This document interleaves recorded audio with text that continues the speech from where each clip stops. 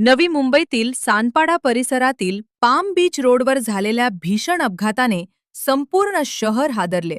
भरधाव वाहनाने दुचाकीला दिलेल्या जोरदार धडकेत एका तरुणाचा जागीच मृत्यू झाला होता, तर गंभीर जखमी झालेल्या अल्पवयीन तरुणीचा उपचारादरम्यान मृत्यू झालाय. या प्रकरणी सानपाडा पोलीस ठाण्यात 23 वर्षीय चालक सागर सांढा आणि 20 वर्षीय कृष्णा रावरिया यांच्या विरोधात गुन्हा दाखल करण्यात आलाय. मात्र घटनेला 1 महिना उलटूनही आरोपींना अटक करण्यात आलेली नसल्यानं संतप्त कुटुंबियांनी रस्त्यावर उतरून निषेध व्यक्त केला. न्याय मिळावा या मागणीसाठी मृत तरुण आणि तरुणीच्या कुटुंबियांनी कॅन्डल मोर्चा काढला.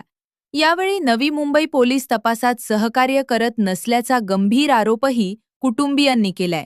आरोपींवर तातडीनं कारवाई करून न्याय मिळावा अशी मागणी आता जोर धरत आहे. माझ्या मुलाचा अपघातात मृत्यू झाला, आता त्या मुलीचाही जीव गेला, पण अजूनही आरोपी मोकाट फिरतायत.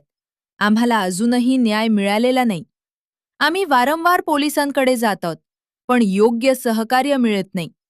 आमची एकच मागणी आहे की आरोपींना तात्काळ अटक करावी आणि आम्हाला न्याय द्यावा.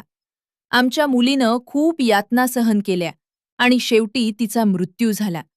या घटनेला इतका कालावधी झाला तरी आरोपींवर कारवाई होत नाही, हे अत्यंत दुर्दैवी आहे. आम्ही कॅन्डल मोर्चा काढून शांततेत न्याय मागत आहोत, पण पोलिसांकडून अपेक्षित प्रतिसाद मिळत नाही. आम्हाला फक्त न्याय हवाय.